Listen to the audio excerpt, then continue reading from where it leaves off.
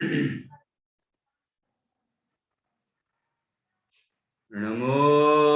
अर्हन्ताणं नमो सिद्धाणं नमो आयर्याणं नमो अध्यायाणं नमो लोये सौवसाहुणम्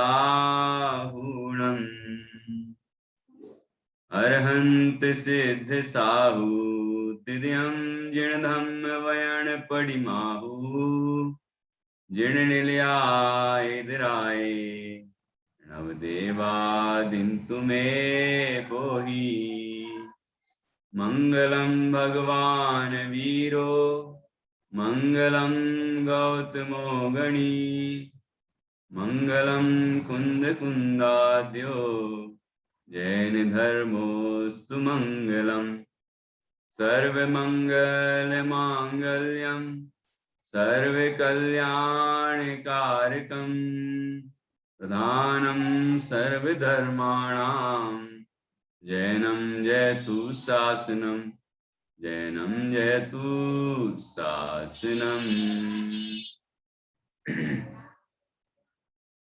श्रीपतिर्भगवान् पुष्यात् भक्तानां वा समीहितम् यद्भक्ति शुल्कितामेति मुक्ति कन्या कर ग्रहे।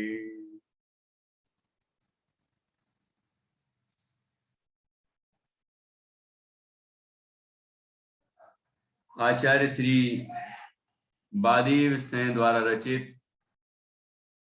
यह छत्र चूड़ामणि अपर नाम जीवनधर चरित्र नामक ग्रंथ है। इसका 5वां लंब चल रहा है। यहाँ 5वें लंब में जीवनधर कुमार का जो चौथे लंब के अंत में विवाह हुआ था और उसके संबंध में जो घटनाएं घटी थी कि जीवनधर कुमार ने एक हाथी से गुणमाला की रक्षा की थी, तो उस हाथी को जब हटा रहे थे वो जीवनधर कुमार, तो उनके हाथों का कड़ा उस हाथी को लग गया था और उससे वह अपमानित हुआ, ताड़ित हुआ, चोट लगी उसको और वह अपमानित हुआ और अपमानित होने के कारण उसने खाना पीना बंद कर दिया। काष्टांगार का हाथी था वो, तो काष्टांगार भी अत्यंत क्रोधित हुआ और आचार्य लिखते हैं कि ये इस घटना ने आग में घी डालने का काम किया। पहले से ही काष्टांगार जीवनधर कुमार से चिढ़ता था और अब ये घटना घटने से वह और भी अधिक क्रोधित हो गया, क्योंकि पहले जीवनधर कुमार ने उन व्याधों की सेना को परास्त किया था जिन व्याधों की सेना को काष्टांगार की सेना परास्त नहीं कर पाई थी।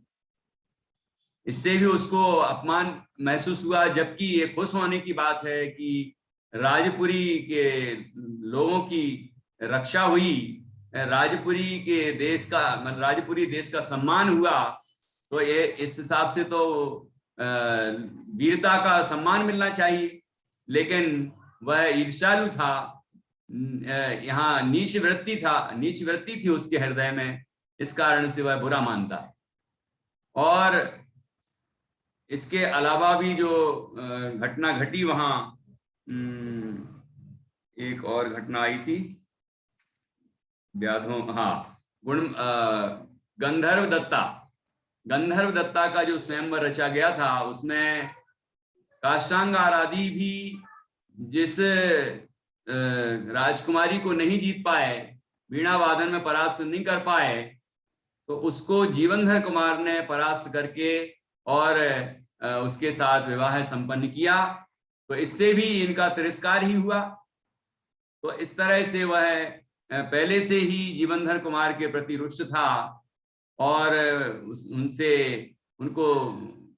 उनसे बदला लेना चाहता था। और ये घटना जो घटी, इससे उसका क्रोध और बढ़ गया तो काष्टांगार ने जीवनधर कुमार को मारने के लिए, पकड़ने के लिए अपनी सेना भेज दी। तो जीवनधर कुमार ने अपने हाथ और पैरों से उस सेना को मारना पीटना शुरू कर दिया। तो उनके जो पिताजी थे सेठ गंधोत्कच, उन्होंने जीवनधर कुमार को यह कार्य करने से रोका, और जैसा कि राजा का आदेश था कि जीवनधर कुमार को बांध के लाओ, तो जीवनधर कुमार को उनके पिताजी ने ही स्वयं बांध दिया। जब पिताजी ने उनके हाथ पकड़े तो जीवनधर कुमार ने अपने हाथ ढीले कर दिए, और पिताजी ने जब उनके हाथ बांध दिए तो बंध गए, उनको बांध दिया तो बंध गए। कोई भी विरोध नहीं किया, क्योंकि पुत्र जो हैं वो अपने पिता की आज्ञाकारी होते हैं, और अपना हित चाहने वाले जो पुत्र होते हैं वो अपने पिता के वचनों का उल्लंघन नहीं करते, उनकी आज्ञा का उल्लंघन नहीं करते। और जब सैनिक जीवनधर कुमार को बांध के और काष्टांगार के राज दरबार में पहुंचे, तो जैसे ही काष्टांगार ने जीवनधर कुमार को बंधन में देखा, तत्काल उसने अपने सैनिकों को आदेश दिया कि इनको जान से समाप्त कर दो, इनके प्राण हरण करो। तो भी जीवनधर कुमार ने कोई विरोध नहीं किया। उनको अपने गुरु के वचन याद आए, प्रतिज्ञा याद आई कि गुरुजी ने कहा था कि 1 वर्ष तक काष्टांगार को क्षमा करना है, और उनने गुरुदक्षिणा में ये बात प्रतिज्ञा के रूप में दी थी। तो उन्होंने कुछ भी नहीं किया, सीधे शांति से बंधन में खड़े रहे। सामने से सेना आ रही है और अपनी तलवार निकाल के जीवनधर कुमार की ओर बढ़ रही है, और जीवनधर कुमार को मारने के लिए तैयार है। इतने में क्या होता है, जब ये घटना, ये कहानी अब आगे बढ़ती है। तो कहानी है 5वां लंब, और इसमें यह श्लोक है 14। उसी समय स्मरण किया हुआ यक्षेंद्र कार्य को जानने वाले जीवनधर कुमार को उठा ले गया। क्या कहा था, वो कुत्ते का जो जीव था, वह जिसको जीवनधर कुमार ने नमोकार मंत्र सुनाया था, वह नमोकार मंत्र सुनने से, परिणाम विशुद्ध होने से यक्षेंद्र हुआ था, यक्ष जाति का देव, और उनका इंद्र उनका स्वामी हुआ था। और वह तत्काल आया था, जीवनधर कुमार को नमन किया था, और उसने उनकी प्रशंसा, स्तुति, नमन सब कुछ किया। उसके बाद उनसे बार बार पूछकर और उन्हें कहकर कि कभी भी आप स्मरण मात्र करेंगे तो मैं आपकी सेवा में उपस्थित हो जाऊंगा। तो यहाँ पर यक्षेंद्र उपस्थित हुआ, स्मरण किया हुआ। ये स्मरण मात्र से जीवनधर कुमार ने स्मरण किया होगा अपने मित्र का, मित्र ही है, भक्त ही है, सेवक ही है, जो भी है, उसका स्मरण किया, और वो तत्काल उपस्थित हुआ, और उपस्थित होकर उसने जीवनधर कुमार को तुरंत उठाया और वहां से ले गया। मतलब ये लोग तलवार लेके मारने को आते ही रहे, उतने में जीवनधर कुमार को उठाया, और वो तो हवा में चल जाते हैं, उसमें क्या है, वहां से उठा के ले गए। तो ये सेना कुछ भी नहीं कर पाई। अब देखिए क्या होता है। निश्चय से उपकारी का प्रत्युपकार करने वाला सचेतन पुरुष कैसे कहला सकता है? नहीं करने वाला। निश्चय से उपकारी का प्रत्युपकार नहीं करने वाला सचेतन पुरुष कैसे कहला सकता है? अर्थात सचेतन आत्मा तो अपने उपकारी का प्रत्युपकार करते ही हैं। जो जीव हैं, सचेतन हैं, वो अपने उपकारी का उपकार समझते भी हैं और उनका प्रत्युपकार करते भी हैं कि इनने हमारे लिए जीवन दान दिया, हमारे भाव सुधार दिया। ऐसे जो महान जीवनधर कुमार हैं, जिनकी वजह से ही वो कुत्ता यक्षेंद्र हुआ, तो वह निरंतर उनका ध्यान रखता था। और जब जैसे ही जीवनधर कुमार ने स्मरण किया, और वैसे ही वो उपस्थित हुआ और तत्काल उनको उठा के वहां से ले गया। अब आगे क्या हुआ देखो।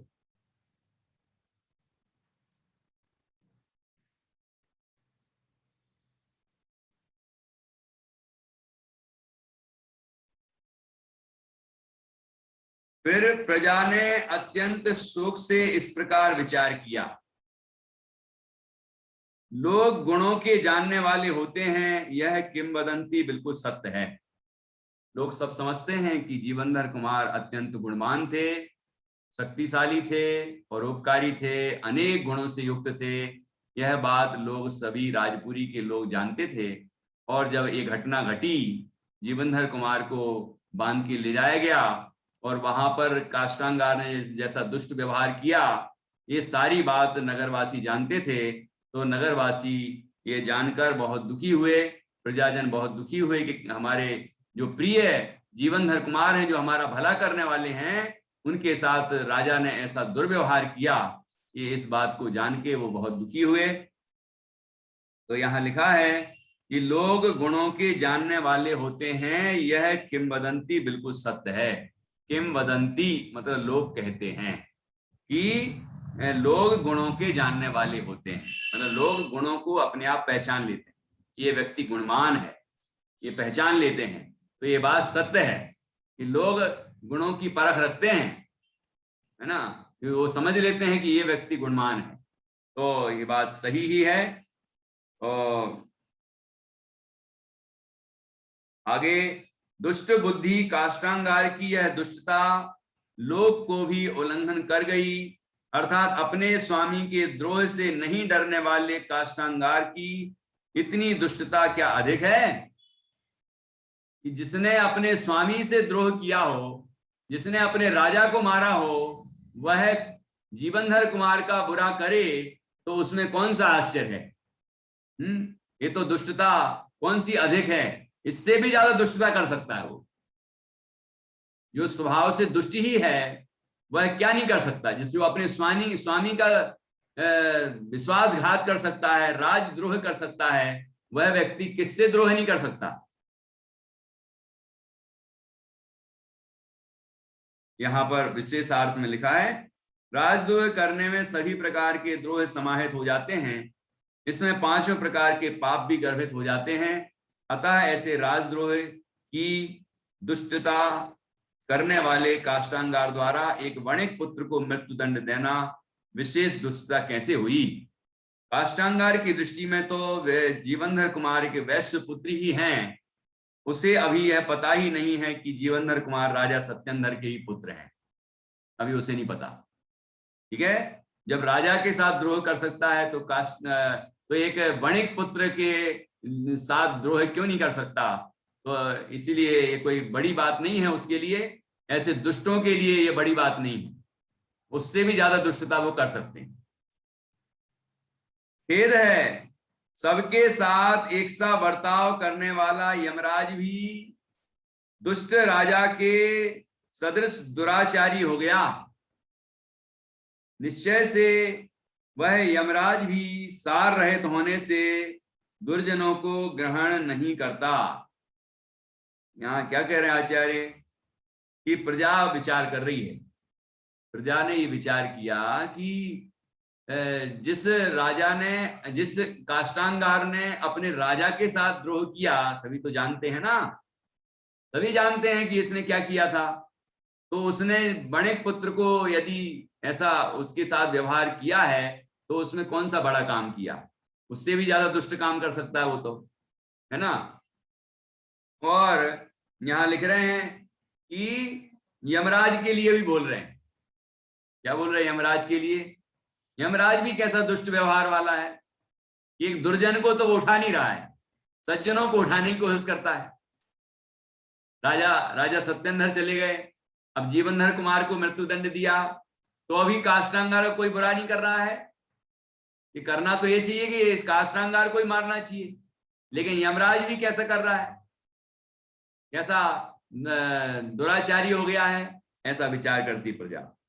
प्रजा विचार करती है कि यह महान खेद की बात है कि यमराज जो सबके साथ समान व्यवहार करता है, वह भी दुष्ट राजा की तरह पक्षपाती हो गया है, क्योंकि वह भी काष्टांगार जैसे दुर्जनों को निस्सार समझकर यमलोक में नहीं ले जाता। प्रजा ऐसा विचार कर रही। फिर क्या हुआ,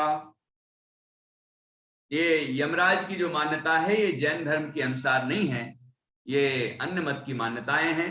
हमारे यहाँ तो आयु कर्म से व्यक्ति जीवित रहता है और आयु कर्म के क्षय से मृत्यु हो जाती है, और आयु कर्म से जीवित रहता है का तात्पर्य शरीर में रहता है, 10 प्राणों से जीता है, वह आयु कर्म उसमें निमित्त है।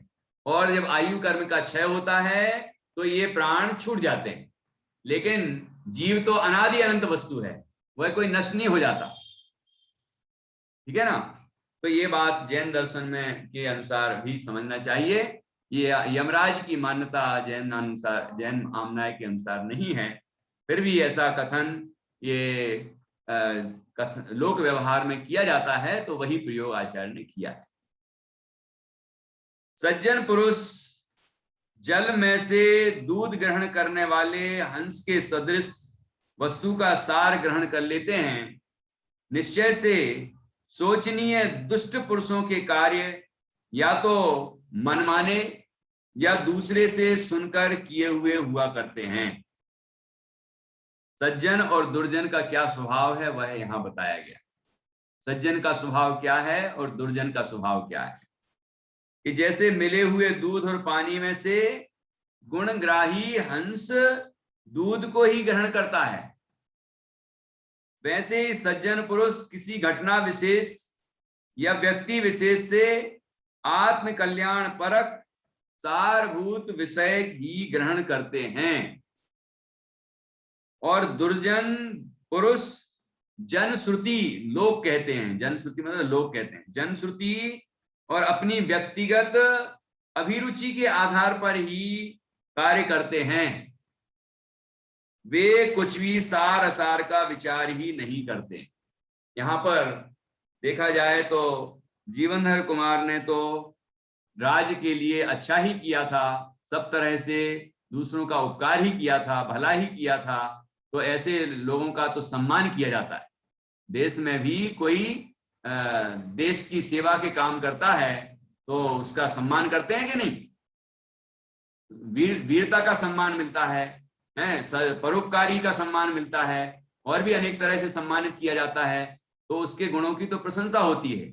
और जो दुष्ट प्रकृति का होगा वो ये सोचता है कि अरे इसके गुणों की प्रशंसा हो रही है, ऐसा ना हो कि इसको लोग ज्यादा पसंद करने लग जाएं, और फिर ऐसा ना हो कि मेरा पद तो चला जाए और इसको ही पदासीन कर दें, इसको ही मेरे पदवी पर बिठा दें। ऐसा जो नीच वृत्ति वाले होते हैं वो ऐसा सोचते हैं। जो सज्जन होते हैं वो गुणग्राही होते हैं।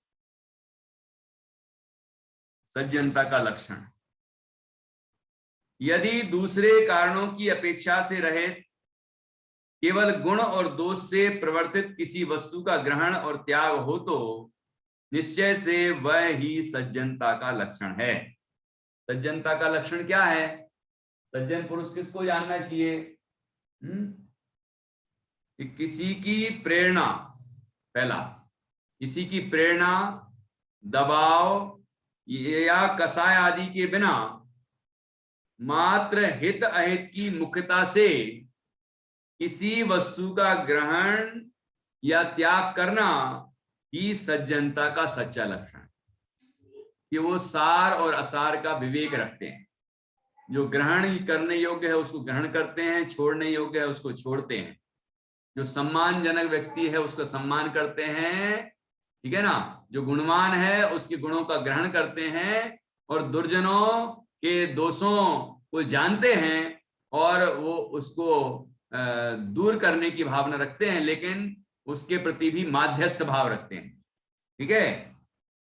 दूसरा, अन्य सब कारणों की उपेक्षा कर केवल वस्तुगत गुण दोषों की अपेक्षा से वस्तु का ग्रहण या त्याग करना ही सज्जनता का लक्षण है। ये क्या करते हैं कि ये पक्षपात नहीं करते कि किसके जीवन में ये अच्छी बात दिखी है, ये देखते हैं कि अच्छाई है, हमारे देश के इस व्यक्ति में अच्छे गुण हैं, ये देखते हैं। ये नहीं देखते कि ये वणिक पुत्र है कि मेरा पुत्र है, ये पक्षपात नहीं करते। इसका सम्मान करेंगे तो ऐसा ना हो कि मेरा ही पद चला जाए, लोग इसको ही राजा बना दें, ऐसे स्वार्थी नहीं होते सज्जन लोग। सज्जन लोग तो दूसरों के गुण ग्रहण करते हैं, उनके गुणों का सम्मान करते हैं, वो किसी तरह से पक्षपात नहीं करते हैं। यह सज्जनता का लक्षण है। यहाँ लिखा है, यदि दूसरे कारणों की अपेक्षा से रहित केवल गुण और दोष से प्रवर्तित किसी वस्तु का ग्रहण और त्याग हो तो निश्चय से वह ही सज्जनता का लक्षण है। इस तरह हमें सज्जनता का जो लक्षण है उसके अनुरूप हमें कार्य करना चाहिए। हमें गुण दोष का विचार करके गुण ग्रहण का भाव रखना चाहिए, और बिन जानते दोष गुणन को कैसे तजिए गहिए। इसीलिए व्यक्ति के गुण और दोष दोनों हम जानते तो हैं, लेकिन दोषों को दूर करें और गुणों को ग्रहण करें, ऐसा भाव हमारे होना चाहिए। ठीक है ना? नीर सिंघाई समझ में आ रहा है? चैट कर दो, चैट। देखो इस तरह से यहाँ पर ये 19वां श्लोक है जिसमें सज्जनता का लक्षण बताया है, तो इसको हमें विशेष रूप से ध्यान रखना चाहिए। श्लोक बहुत अच्छा है, सज्जनता का लक्षण है इसमें। हेत्वंतर कृतोपेक्षे गुण दोष प्रवर्तिते स्याता स्याता स्याता मादान हाने चेत तद्धि सौजन्य लक्षणम, तद्धि सौजन्य लक्षणम। इस तरह ये श्लोक है। अब आगे देखिए क्या है, अभी भी और नीति बता रहे हैं। योग्य और अयोग्य की विचारणा होने पर भी तर्क सिद्ध उचित कार्य निश्चित हो जाने पर भी उससे विमुख कार्य हो तो ऐसी विद्वत्ता और ऐश्वर्य से क्या लाभ है? कि हम में विद्वत्ता है और हमारा ऐश्वर्य है, लेकिन हम क्या कर रहे हैं? यदि कोई विद्वान है और कोई ऐश्वर्यवान है, मतलब राजा है, महाराजा है, धन वैभव संपदा सब यश प्रसिद्धि नाम प्रतिष्ठा सब है उसके पास, लेकिन क्या नहीं कर रहा है? और क्या कर रहा है कि क्या योग्य और अयोग्य की विचारणा होने पर भी तर्क सिद्ध उचित कार्य निश्चित हो जाने पर भी उससे विमुख कार्य हो तो सब समझ में आ रहा है क्या? सब समझ में आ रहा है कि योग्य क्या है और अयोग्य क्या है, और तर्क से भी सिद्ध हो रहा है कि क्या सही है क्या गलत है, कौन सा कार्य उचित है कौन सा कार्य अनुचित है, ये भी समझ में आ रहा है। लेकिन फिर भी वह उस कार्य से विमुख है। मतलब जैसे कोई गुणवान मिल जाए तो गुणवान का सम्मान न करे, उसके अच्छे कार्य दिख रहे हैं, देश के हित में कार्य दिख रहे हैं, उनका सम्मान न करे, तो क्या समझना चाहिए? बल्कि उल्टा कर दे, उनका उल्टा ही कर रहा है। जैसे कि जीवनधर कुमार जो 4 बातें गिनाई थी उसमें यही बताया था कि जितनी भी घटनाएं घटी हैं, जीवनधर कुमार ने जो भी किया है सब देश हित में था, प्रजा के हित में था। ठीक है ना? वो उसका तो उपकार मानना चाहिए, राजा को वो बुला के सम्मानित करना चाहिए। हाथी से भी प्रजा की रक्षा ही की थी। उस उद्दंड हाथी को जो ताड़ित करके उसको शांत किया था, हटाया था, तो उससे तो प्रजा की रक्षा ही की थी। कोई ऐसा थोड़ी कि राजा का हाथी है तो पूरी प्रजा को नष्ट कर दे, ऐसा अधिकार है क्या उसको? तो उसे तो प्रसन्न होना चाहिए कि उसने जीवनधर कुमार ने हाथी को शांत किया और व्याधों की सेना को जीता और नगर वासियों की गायों को वापस लाए। इससे तो राज्य को और बल मिलना चाहिए, ऐसे लोगों का सम्मान करना चाहिए। और इतने देश के राजा आए थे, लेकिन कोई भी स्वयंवर में गंधर्व दत्ता को नहीं जीत पाया, लेकिन जीवनधर कुमार ने जीत लिया। तो उससे तो उसको प्रसन्न होना चाहिए कि हमारे राज्य में ऐसे भी गुणवान लोग हैं कि जो अपने देश का नाम रोशन करते, तो प्रसन्नता होना चाहिए ना। लेकिन उसने उल्टा ही किया, क्योंकि वो दुष्ट है, क्योंकि वो दुर्जन है, क्योंकि उसमें सज्जनता का गुण नहीं है। ठीक है? सब कुछ समझ रहा है वो कि जीवनधर कुमार बहुत गुणवान है, लेकिन फिर भी वो उसका सम्मान नहीं कर रहा बल्कि उसका अपमान कर रहा है। तो क्या करना चाहिए? कि वह व्यक्ति दुष्ट है। ठीक है, यहां लिखा है कि योग और अयोग के विचार पूर्वक तर्क सिद्ध उचित कार्य निश्चित हो जाने पर भी यदि प्रवृत्ति विपरीत कार्य में ही हो तो पांडित्य और ऐश्वर्य व्यर्थ अर्थात निष्फल ही है। ऐसी विद्वत्ता क्या काम की कि सबको समझ में आ रहा है कि सामने कुआं है, उसमें गिरना नहीं है, लेकिन सीधा जाके कुएं में गिर गया। सामने ये सांप है, उसके पास नहीं जाना, नहीं तो डंक मार देगा और वहीं जाए और ऐसा हाथ और कर दे उससे वो सांप डंक मारे। इसको समझदारी बोलते हैं। ये सज्जन पुरुष है, ये देशभक्त है, देश के भला कर रहा है, परोपकारी है, अच्छा है, ये सब समझ रहा है वो, लेकिन समझने पर भी उसका सम्मान नहीं कर रहा, बल्कि उसका अपमान करता है और उसको बंदी बनाता है और उसको मारने का आदेश देता है। तो इसको क्या कहेंगे? ऐसा व्यक्ति सज्जन है कि दुर्जन है, दुष्ट है?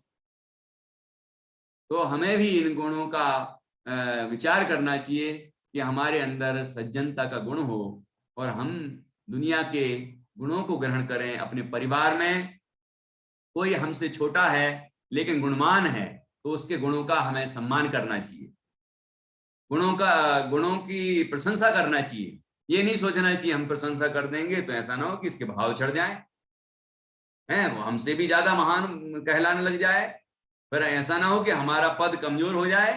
कि नहीं नहीं, ऐसा नहीं होता। यदि हम छोटों के गुणों को देखकर उन गुणों की प्रशंसा करते हैं, वो छोटे हमारे प्रति और विनम्र हो जाते हैं और हम गुणों को ग्रहण कर रहे हैं, ये हमारी विशेषता है। छोटे नहीं हुए हम, सामने वाले के गुण ग्रहण करके, गुणों की प्रशंसा करके, उसका सम्मान करके हम छोटे नहीं होते, बड़े होते हैं। जैसे घर में सास हैं, बहू हैं, तो मान लो बहू कोई अच्छे काम करती हो और सासू जी उसकी प्रशंसा कर दें अच्छे गुण की, तो इससे क्या सासू जी की चाबी छिन जाएगी? हमारे तो भारत की परंपरा ये है, बहू यदि अच्छा मैनेज कर सकती है घर को तो सासू जी कहते हैं बेटा अब तुम संभालो ये चाबी, तुम ज्यादा अच्छे से घर को मैनेज कर सकती हो। ठीक है ना, ये परंपरा है हमारी। तो ऐसे ही पुत्र यदि और अच्छे काम करने लग जाए, दुकानदारी बढ़िया संभालने लग जाए, पिताजी से भी ज्यादा अच्छा काम कर रहा है, अच्छा व्यवहार है, अच्छा संचालन है दुकान का, अच्छा बढ़िया काम कर रहा है, तो पिताजी खुश होते हैं। ये से नहीं सोचते अरे ये मुझसे आगे निकल जाएगा तो मेरी तो कुर्सी छिन जाएगी। ऐसा सोचते हैं क्या? या ऐसा सोचते हैं अरे बढ़िया है, मेरा पुत्र तो मेरे से भी अच्छा काम कर रहा है, लो बेटा आज से तुम ही दुकान खोलना, हम तो बैठेंगे तिजोरी के वहां बैठेंगे, पैसे गिनेंगे, लेकिन चलाना तुम, दुकान का संचालन तुम करना। और उसको जैसे ही देख लें कि वो बढ़िया कर रहा है तो धीरे से थोड़ा थोड़ा समय अपने स्वाध्याय आराधना के लिए निकाल लेते कि चलो बेटा तुम संभाल लेना, अभी मैं थोड़ा सा स्वाध्याय करके आता हूं। समझ में आया कि नहीं आया? तो सज्जन लोग तो ऐसे होते हैं, और ऐसा करके देखिए, फिर देखिए कि कितना बढ़िया होता है। हमारे घर में बड़े हों या छोटे हों या पड़ोस के हों या अड़ोस के हों, कोई भी हो, यदि वो गुणवान हैं तो उनका हमें सम्मान करना चाहिए, उनके गुणों की हमें प्रशंसा करना चाहिए।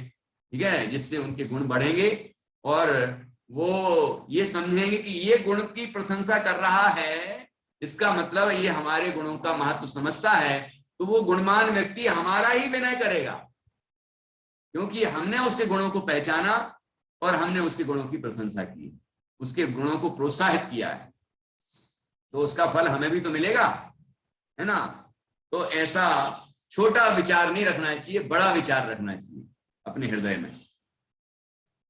तो देखिए जीवनधर कुमार के साथ जो व्यवहार हुआ, उसका असर परिवार प्रजाजनों पर तो ऐसा पड़ा है कि प्रजा ये विचार कर रही है कि राजा बड़ा दुष्ट है और इसने पहले राजा सत्येंद्र को मारा और राज्य छीना है, राजद्रोह किया इसने, और इसके बाद अब एक सज्जन पुरुष जो जीवनधर कुमार जो सज्जन हैं, परोपकारी हैं, प्रजा के हित करने वाले हैं, उनके साथ भी ऐसा दुर्व्यवहार किया, उनको बंदी बनाया, मृत्यु दंड दिया। ऐसा राजा ये ठीक नहीं है ना। अब भाई भाई और मित्रों की क्या दशा होती है वह भी यहां बताई।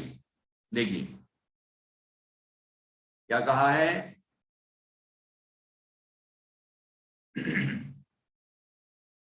इस प्रकार के विचार से प्रजा के सारे लोगों को मानसिक पीड़ा होने पर युद्ध की इच्छा करने वाले छोटे भाई नंदाढ़ सहित वे सब मित्र भी जीवनधर कुमार के मृत्यु दंड के समाचार से पश्चाताप करने लगे। प्रजा तो विद्रोह कर ही रही है, प्रजा तो विद्रोह कर ही रही है, प्रजा तो दुखी है ही, है ना। लेकिन साथ में जो छोटे भाई हैं उनके नंदाढ़ और उनके जो मित्र हैं, बहुत सारे मित्र मंडली थी उनकी, वो सभी मित्र युद्ध की तैयारी कर रहे हैं जीवनधर कुमार के साथ, उनके मित्र के साथ या उनके भाई के साथ या प्रजा के साथ जो भला करने वाले उनके साथ बुरा हो रहा है। तो ऐसा विचार करके वो युद्ध का विचार करते हैं। फिर क्या होता है, मुनि के वाक्यों का स्मरण करते हुए जीवनधर कुमार के माता पिता जीवित रहे। और माता पिता के ऊपर क्या असर पड़ा, उनने मुनिराज के वचनों का विचार किया। क्या क्या कहा था मुनिराज ने कि एक व्यक्ति, एक बच्चा शमशान घाट में मिलेगा और वह उसको तुम ले आना, तो वह बहुत पुण्यशाली है और उसके आने पर फिर तुम्हारे जो संतानें होंगी सब जीवित ही पैदा होंगी, है ना, और वह तुम्हारे घर के लिए, सबके लिए बढ़िया होगा, शुभ होगा, पुण्यशाली होगा, सब होगा। और उसके जो राज चिन्ह थे, जो उसकी मुद्राएं थी, उससे राजा सेठ गंधोत्कच ने समझ लिया था कि ये व्यक्ति, ये बच्चा जो है ये कोई राजपुत्र है, ये सारी बातें समझ ली थी। तो उन्हें पता था कि इसके साथ कोई बुरा नहीं हो सकता। निश्चय से मुनि के वचन भी यदि झूठे हों तो फिर वचन में प्रमाणपना कैसे हो सकता है, क्योंकि मुनिराज तो सत्यवादी होते हैं, सत्य महाव्रत के धनी होते हैं। यदि उनके ही वचन झूठे हो जाएं तो फिर दुनिया में किसके वचन सत्य होंगे। तो मुनिराज के वचनों का विचार करके माता पिता जीवित रहे, मतलब बड़े समता पूर्वक अपना जीवन जीने लगे। यहाँ ये इनके माता पिता कौन, कि जिनके यहाँ ये रह रहे थे, सुनंदा माता, जेठानी सुनंदा और सेठ गंधोत्कच। यहाँ विशेषार्थ पढ़ता हूं, इसमें कुछ खुलासा है। अपने प्रिय पुत्र के मृत्युदंड का समाचार सुनते ही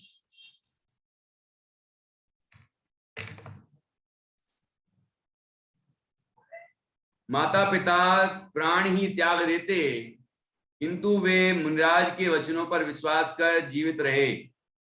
उन्होंने एक बार मुनिराज के श्रीमुख से अपने पुत्र जीवनधर कुमार की उन्नति के सूचक और सुखप्रद भविष्य के वचनों को प्रत्यक्ष में सुना था। इस तरह यहां पर लिखा, यदि सत्य महाव्रती मुनिराज के वचन असत्य हो जाएं तो वचन की प्रामाणिकता सत्यता ही नहीं रहेगी। मतलब मुनिराज के वचनों पर इतना विश्वास होता है जीवों को, क्योंकि मुनिराज सत्य महाव्रती होते हैं। मुनिराज कभी असत्य वचन नहीं कहते, ठीक है ना। तो ऐसे मुनिराज के वचनों का स्मरण करके और सेठ गंधोत्कच और रानी सेठानी सुनंदा दोनों असह्य दुख को भी सहन करती गईं, क्योंकि उन्हें पता था कि जीवनधर कुमार का कुछ भी बुरा होने वाला नहीं है। जीवनधर कुमार तो निश्चित रूप से जीवित हैं। अब आगे देखिए, ऐसे प्रजा की क्या प्रतिक्रिया हुई, फिर उनके मित्र और भाई की क्या प्रतिक्रिया हुई, और माता पिता की क्या प्रतिक्रिया हुई। तो जीवनधर कुमार के साथ जो व्यवहार काष्टांगार ने किया उसके ऊपर ये सारी बातों का वर्णन करके अब जीवनधर कुमार की क्या प्रतिक्रिया है वो भी बताते हैं। उस समय जीवनधर कुमार को खेद अथवा हर्ष कुछ भी नहीं हुआ, परंतु उनके मन में यह विचार उत्पन्न हुआ कि पूर्व जन्म में किया हुआ कर्म अवश्य भोगना ही पड़ता है। बोलो, देखो, ये इसको बोलते हैं तत्वज्ञानी। जीवन धर कुमार क्या विचार कर रहे हैं, सोचो। हम लोग क्या विचार करेंगे? देखो, प्रजा क्या सोच रही है, उनके भाई क्या सोचते हैं, मित्र क्या सोचते हैं, माता पिता क्या विचार करते हैं, सबके बारे में आया। कोई दुखी हो रहा है तो कोई राजा को दोष दे रहा है, तो कोई मुनिराज के वचनों का स्मरण करके असह्य दुख को सहन कर रहा है। लेकिन जीवनधर कुमार क्या कर रहे हैं? जीवनधर कुमार ना हर्ष भाव रखते हैं, ना शोक का भाव रखते हैं। इस घटना से ना वो हर्षित हुए ना दुखी हुए, समता रखी। क्योंकि उनने ये विचार किया कि पूर्व जन्म के कर्म, पूर्व के किए हुए जो कर्म हैं, वो तो जीव को भुगतना ही पड़ते हैं। ये मेरे कोई पूर्व जन्म का खोटा कर्म था, जिसका उदय आया है और जिसके कारण बंधन में पड़े, अपमानित हुए, है ना, ऐसी जो दशा हुई है, ये पूर्व के किए हुए कर्म ही हैं।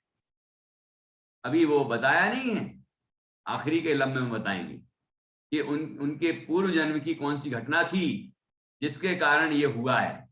उनका राज्य छूटा, उनके माता पिता छूटे और यहां बंधन में पड़े। इन सबके पीछे एक पूर्व जन्म की घटना है कि जिसके कारण ये कर्म बांधे उन्होंने और वो उदय में आए हैं।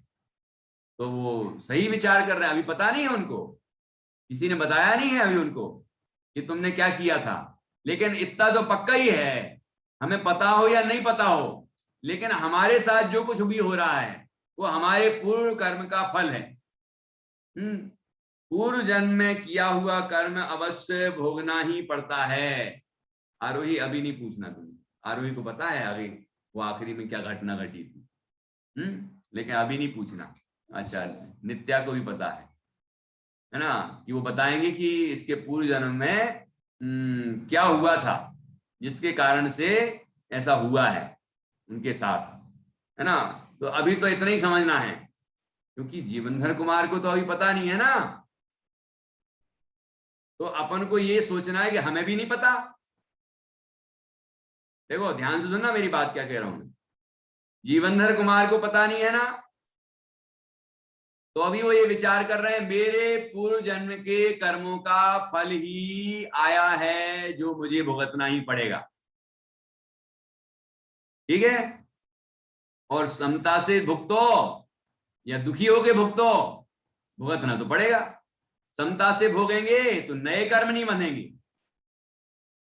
दुखी होंगे, बिलखेंगे तो नए कर्म बनेंगे, पाप कर्म। तो समता ही एकमात्र शरण है। तो अब हमें भी विचार करना है। हमारे जीवन में भी कई संकट आ रहे होंगे, कई घटनाएं घट रही होंगी, दुर्घटनाएं घट रही होंगी, कई बुरे बुरे समाचार आ रहे होंगे, कई तरह से हमें भी खतरा होगा, कई तरह से हम भी संघर्षों से जूझ रहे होंगे। तो ये विचार करना, ये हमारे ही किए हुए पूर्व जन्म के कर्म उदय में आ रहे हैं, जिसके कारण हमें ऐसे ऐसे संयोग मिल रहे हैं, ऐसे संकट मिल रहे हैं, ऐसी ऐसी परिस्थितियां झेलना पड़ रही हैं। इन बातों का विचार करके हमें समता भाव जागृत होना चाहिए। लोग कहते तो बहुत हैं कि भैया क्या करें, मेरे ही कर्मों का उदय होगा, कोई कहते हैं, लेकिन समता नहीं आती। क्या आना चाहिए रश्मि? यदि हम ये विचार कर रहे हैं कि मेरे पूर्व जन्म के कर्मों का फल है, तो समता भाव आना चाहिए ना। मतलब राग द्वेष नहीं होना चाहिए किसी के प्रति। यदि हमने ये विचार किया कि मेरे साथ जो हो रहा है वो मेरे ही पूर्व जन्म के कर्मों का फल है, तो फिर समता भाव जागृत होना चाहिए।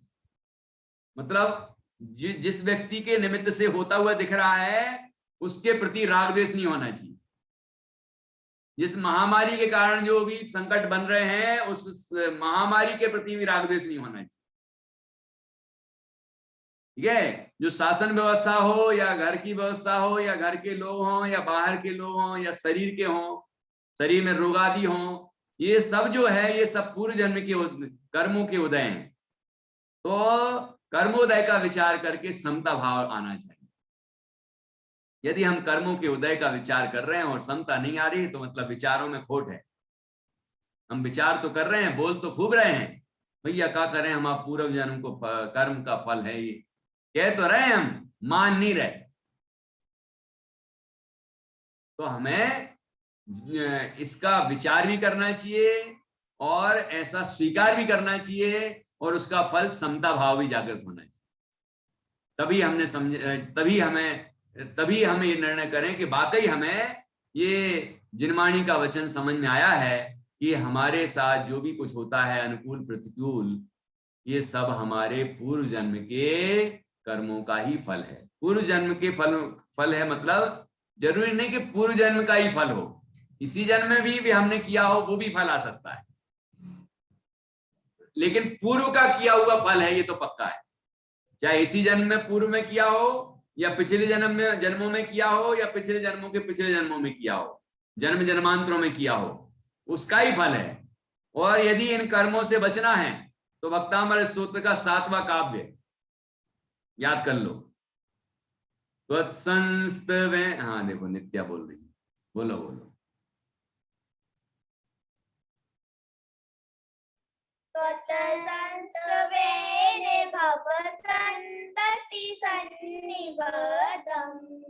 पापं क्षणाक्षयमुपैति शरीरे भाजाम् आक्रान्तलोकमलिनीलमशेषमाशु शूराशु भिन्नमिव शार्वरिमन्धकारम्। ठीक है, तो भाव भवांतरों से बंधे हुए पाप कर्म भगवान जिनेन्द्र के स्तवन से क्षण मात्र में ही नष्ट हो जाते हैं। तो उपाय है, धर्म ध्यान ही उपाय है। भगवान जिनेन्द्र का स्तवन करें, जिनवाणी का स्वाध्याय करें, चिंतन करें, मनन करें, ठीक है, तत्व का विचार करें, और पर से भिन्न अपने आत्मा के स्वरूप का विचार करें और अपने आत्मा के स्वरूप की अनुभूति करें। ये दुखों से मुक्त होने के उपाय है। यदि हम उपाय करेंगे तो निश्चित रूप से हम दुखों से मुक्त होंगे। ये बात यहां भी समझना चाहिए। देखिए जीवनधर कुमार क्या विचार कर रहे। काष्टांगार कृतघ्न काष्टांगार से मृत्युदंड की कठोर घोषणा और उसी समय कृतज्ञ सुदर्शन यक्षेंद्र का सहज सहयोग दोनों एक ही काल में घटित हुए फिर भी जीवनधर कुमार को हर्ष विषाद नहीं हुआ। मतलब काष्टांगार के व्यवहार से विषाद नहीं हुआ, और सुदर्शन नाम के जो यक्षेंद्र, का नाम सुदर्शन भी लिखा है, तो सुदर्शन नाम के जो यक्षेंद्र था, हाँ सुदर्शन किसी का नाम है इनमें से किसी का, देखो ये हंस रही है, कोई का नाम जरूर होगा। हाँ सुदर्शन नाम का जो यक्षेंद्र था, ये उसके व्यवहार से, सदव्यवहार से वो प्रसन्न नहीं हुए।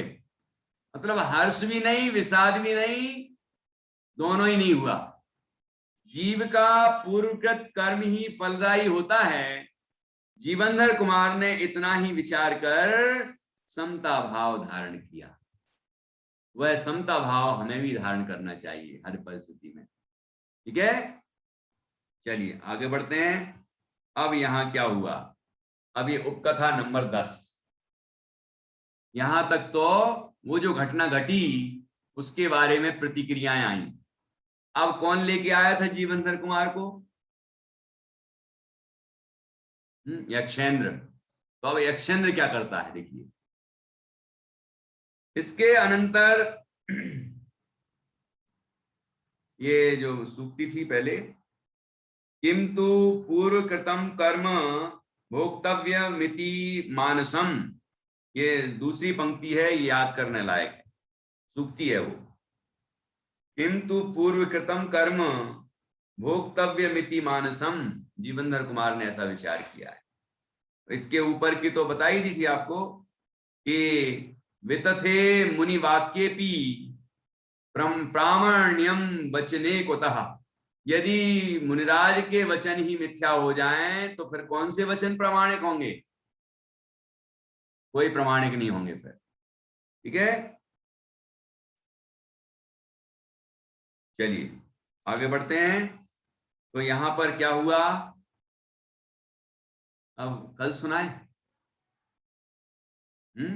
इसके आगे की घटना कि वो यक्षेंद्र उनको ले गया था तो उसने क्या व्यवहार किया, क्या क्या हुआ, फिर उनको कौन कौन से मंत्र और सिद्धियां प्रदान की, फिर आगे की घटनाएं क्या घटी। अभी बहुत जोरदार प्रसंग आने वाला है, लेकिन मैं सोच रहा हूं कि ये विषय अपन कल सुनेंगे, है ना। अभी एक हाथी और आए, बहुत सारे हाथियों का प्रश्न आएगा इधर, है ना, और जीवनधर कुमार के पुण्य के चमत्कार भी दिखेंगे। ये पे भरोसा होना चाहिए हमें। हम कथानक तो पढ़ लेते हैं लेकिन अपने जीवन में उसको अप्लाई नहीं करते, उसका प्रयोग नहीं करते हैं, उपयोग नहीं करते हैं, उसको हम प्रयोग करके देखें। जब हम महासतियों के, महापुरुषों के चरित्र पढ़ें और फिर हमारे जीवन में ऐसी घटनाएं घटें तो हम उन महापुरुषों को याद करें, उन महासतियों को याद करें, जिनवाणी के उन वचनों को याद करें, तो याद करके और समाधान ढूंढें तो इसको पढ़ने का फायदा हुआ। ठीक है, और नहीं तो क्या फायदा हुआ कि हाथ में दीपक है और फिर भी कुएं में गिर रहे। आया था कि नहीं इसमें, हाथ में दिया है, उजेला कर रहा है और हम फिर भी सामने कुआं दिख रहा है फिर भी उसमें गिर रहे हैं। ये कौन सी समझदारी है? तो यदि हमने ये कथानक ढंग से पढ़ा है, सीखा है, समझा है, तो उसका प्रयोग भी हमें करना चाहिए। ठीक है, और ये बात भी समझना चाहिए कि इसमें तो कदम कदम पर हमें कितनी सुंदर सुंदर अच्छी कहानी भी सुनने को मिल रही है ना। और सुनते हैं तो चित्र भी बन रहे होंगे ज्ञान में कि कैसी कैसी घटनाएं घट रही होंगी। तो फिर इससे जब हमें शिक्षा मिल रही है और रुचि लग रही है, अच्छा लग रहा है, तो फिर यहाँ वहां ये चैनल खोल खोल के क्यों देखना है कि वो पापी पुरुष क्या क्या कर रहे हैं, कैसे परिग्रह जोड़ते हैं, कैसे चोरी चकारी करते हैं, कैसे वो परिस्त्रियों को छेड़ते हैं, या वो क्या क्या करते हैं। ये देखने में क्या मिलने वाला है? उससे तो पाप का ही बंद होगा। तो ऐसी चीजों को बिल्कुल ताला लगा दें, बंद, है ना। और ये पुराण खोलें, पुराण खोलेंगे तो हमारे भाग्य भी खुलेंगे। ध्यान रखना, ये पहले मंगलाचरण में कह दिया है, मैं जो भी कह रहा हूं सब यहां है, लिखा था कि नहीं। श्री पतिर भगवान पुष्याद भक्ता नामवा समीहितम यद भक्ति शुल्कता मेति मुक्ति कन्या करग्रहे। क्या लिखा था? श्री पतिर भगवान पुष्याद भक्ता नामवा समीहितम, समीहितम समहितम, जो हमने चाहा है, जो हमारा इच्छित कार्य है, भगवान जिनेंद्र उसको पूर्ण करें तो हमारे सभी तरह के कार्यों की सिद्धि होने वाली है। इसलिए हमें ये इस बात का विश्वास रखना चाहिए, यदि हम भगवान जिनेंद्र के दर्शन करेंगे, पूजन करेंगे, भक्ति करेंगे, स्तवन करेंगे, जिनवाणी का स्वाध्याय करेंगे, तत्व का चिंतन करेंगे, जिनवाणी के अनुसार अपना जीवन जिएंगे, है ना, साधुओं का समागम करेंगे, सज्जनों का के गुण ग्रहण करेंगे, गुणगान करेंगे, है ना, और उनके साधर्मियों की सेवा करेंगे, ठीक है ना, तो इससे हमारा लाभ ही होगा। इस पुण्य कर्म का फल अच्छा ही होगा, और हम पाप कर्म करेंगे तो पाप का फल भी मिलेगा ही मिलेगा। अब एक जगह लिखा था ना कि इसको समझदारी थोड़ी कहेंगे कि बहुत तेज गर्मी लग रही है, बहुत गर्मी है भैया, बहुत गर्मी है, ऐसा विचार करके कोई क्या धूप में जाके खड़ा हो जाएगा कि अग्नि में कूदेगा? नहीं, ये तो दुख बढ़ेंगे इससे। जब हमारे ऊपर दुख हो रहे हैं, संकट आ रहे हैं, तो हमें पुण्य कर्म करने का विचार करना चाहिए, धर्म कार्य करने का विचार करना चाहिए कि पाप करने का विचार करना चाहिए। ठीक है, तो ऐसे माध्यम जिससे हमारे पापों की वृद्धि होती है, उन माध्यमों को बंद कर दें, और जिनसे हमारे धर्म ध्यान होता है, आनंद होता है, पुण्य बढ़ता है, हम मोक्ष मार्ग की तरफ बढ़ते हैं, वो कार्य हमें करने चाहिए। यही वास्तव में हमारे जीवन की सार्थकता है और यही सुखी होने का उपाय है। यही बात यहाँ पर कही है। तो ये पेज नंबर 254 तक पहुंच गए अपन, है ना। और कितने पेज हैं इसमें? 554 होंगे, लगभग 62। मतलब लगभग आधे के लगभग पहुंच गए हम, आधा पुराण हो गया। 1 महीना तो हो गया होगा। 26 जुलाई को शुरू हुआ था, तो 1 महीने से थोड़ा ही सा ज्यादा हुआ है ना। तो अब सोचिए ये पुराण भी 1 महीने और चलेगा, 1.5 महीने चलेगा। 1-1.5 महीने में ये पूरा हो जाएगा। लेकिन उसके अंदर जो शिक्षा मिली है उसको अच्छी तरह से पक्की करनी है, और पक्की करके उसको अपने जीवन में उसका प्रयोग करना है। वो जीवन भर प्रयोग करेंगे हम। ये शिक्षा हमने अर्जित कर ली तो जीवन भर काम आने वाली, ठीक है ना। इसलिए इस शिक्षा को हमेशा हम ध्यान रखें। इसकी पीडीएफ भी आपके पास है, किसी किसी के पास बुक भी है, और इतने साधन सुलभ हैं। थोड़ा सा परिश्रम करने की जरूरत है कि जहां से ये पुस्तक प्रकाशित है वहां से आप ऑर्डर करिए, अपना पता भेजिए, है ना, और छोटी सी राशि है वो भेजिए, और आपके पास किताब भी आ जाएगी। और आप किताब लेके और जब चाहे बार बार स्वाध्याय करिए, बार बार पढ़िए, वाक्य याद करिए, सूक्तियां याद करिए, श्लोक याद करिए। ये जीवन भर काम आने वाली चीजें। ऐसा ये सुंदर पुराण है, तो हमें इसका पूरा पूरा लाभ लेना चाहिए। पूरा इसको अपने जीवन में इसका प्रयोग करना चाहिए, जिससे कि हमारा जीवन धन्य बने, महान बने, और हमारा जीवन सुखपूर्ण हो। ऐसी भावना हमें करना चाहिए, प्रयास करना चाहिए। इस तरह की भावना से हम आज की चर्चा को यहाँ पूर्ण करेंगे, और अब आगे की चर्चा कल आएगी। बहुत सुंदर प्रकरण है, वो कल हम जानेंगे। अभी यहाँ पर हम जिनमाणी स्तुति करेंगे।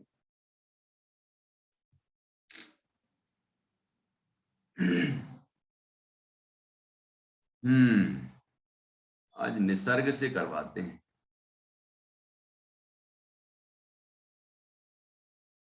हैं तैयार? और जो वीडियो ऑन नहीं करते हैं वो यदि व्यवस्थित बैठ के वीडियो ऑन करेंगे तो अच्छा लगेगा, क्योंकि बहुत ज्यादा लोग तो नहीं है, लेकिन हैं बहुत सारे लोग। एक में बहुत सारे लोग बैठते हैं तो हमारे लिए तो पर्याप्त है। जितने लोग बैठते हैं बड़ी रुचि से सुनते हैं, है ना, बहुत अच्छा लगता है। और यदि बाकी लोग भी व्यवस्थित बैठ के वीडियो ऑन करके सामने बैठेंगे तो उनको भी अच्छा लगेगा, वो भी सतर्क रहेंगे, है ना, और हमें भी अच्छा लगेगा। चलिए अभी जिनमाणी स्तुति करते हैं।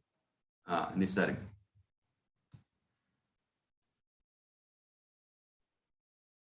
अनम्यूट कर।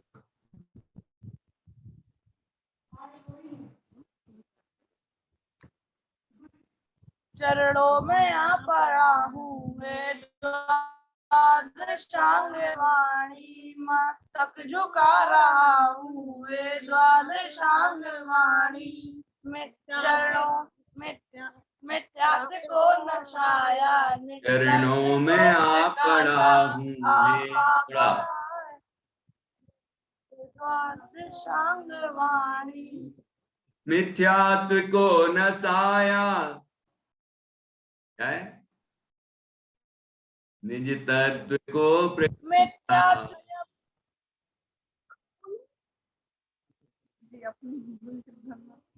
हाँ,